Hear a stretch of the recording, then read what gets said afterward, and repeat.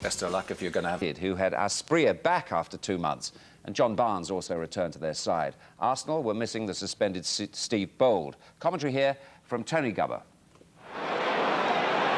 Batty. And Stuart Pearce. John Barnes. Lee. Pistone. Crosses right-footed, will he? No, he's made space for a left-foot cross to the back post. Gillespie! Good deep cross by Pistone, having made himself room to cross left-footed. Gillespie wrapped his foot around it. This is Thomason. Barnes, Thomason. Free kick. Emmanuel Petit, the culprit.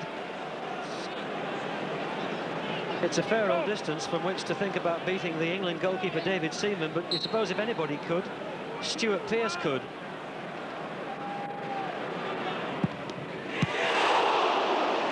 Well, he hasn't yet scored for his new club,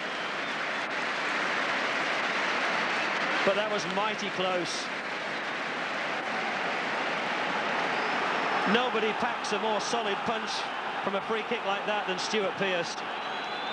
Seaman happy to punch it over. Gillespie with the corner. Off the head of Parler. Watson's there. Winterburn can bring it out. Here's Ian Wright. Supports arriving down this right side. He's found Bergkamp. Here's Bergkamp. In on Hislop. You'd have put your money on Dennis Bergkamp scoring. He was wonderfully found by Ian Wright. The first touch was perfect, kept it close, kept it tight. And now he wishes that he just jinked it over the top of the keeper instead of trying to power it past him. Thomason. Poor touch by Thomason. Here's Bergkamp. Ray Parler in changed boots, looking for a better purchase and seemed to get it. Bergkamp slightly under his feet. He had to dig it out from underneath himself. Maybe the effort, as a result, lacked a little bit of his customary sting. Here's Winterburn. Oh, he's hit it into Rob Lee. Oh, there's no whistle. And now here's Overmars. And this time Arsenal have got good support. Bergkamp, he's lost it for the moment. Ian Wright, it's given. Wright has scored. The goal drought is over. Arsenal take the lead with 10 minutes to go to half-time. It's his 10th goal of the season, and Ian Wright will gobble those up. No lack of confidence that time.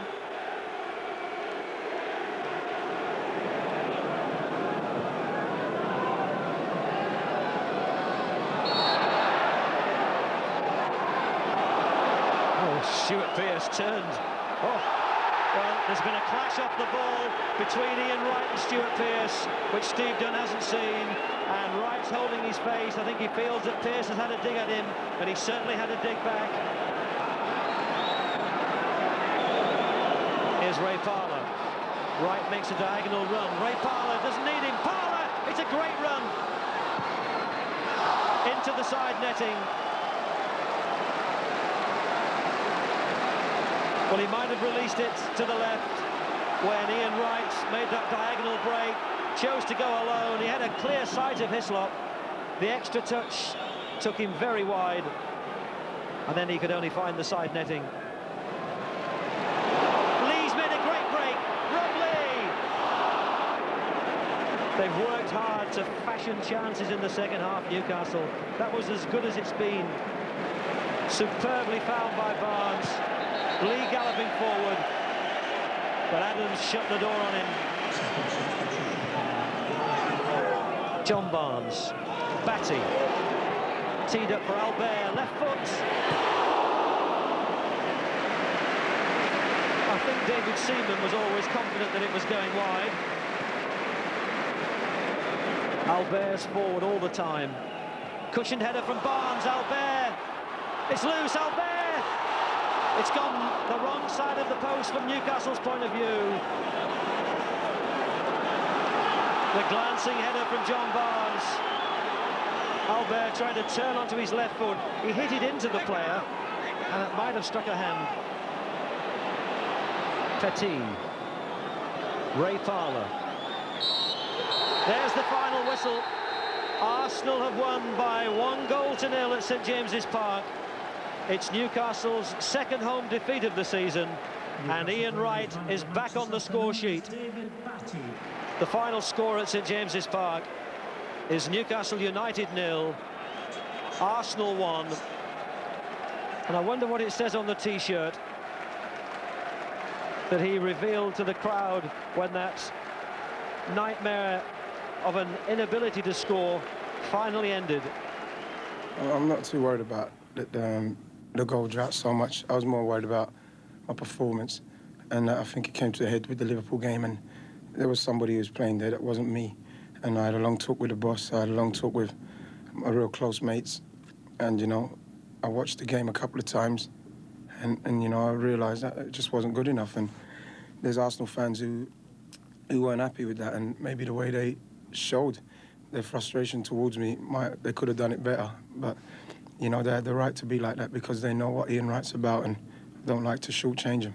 Did you at any time think about not playing Ian Wright today?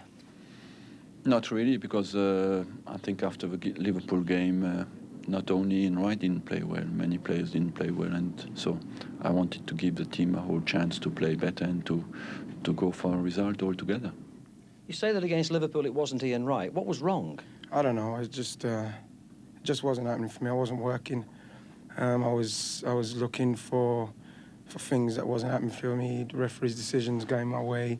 I wasn't closing defenders down, and it's just not good enough at this level. You can't do that. You have to put your pound of flesh in, and it's something that I'm renowned for.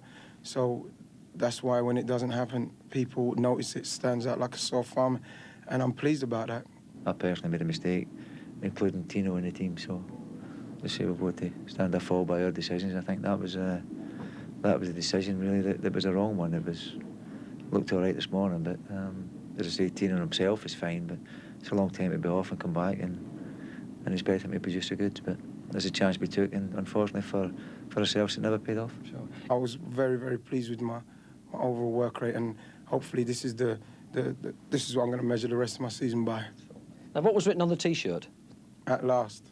That was Gary Lewin and Lee Dixon and Tony Adams' joke before the game, and they told me to put it on, and I put it on and I scored. It's just the way it goes, isn't it?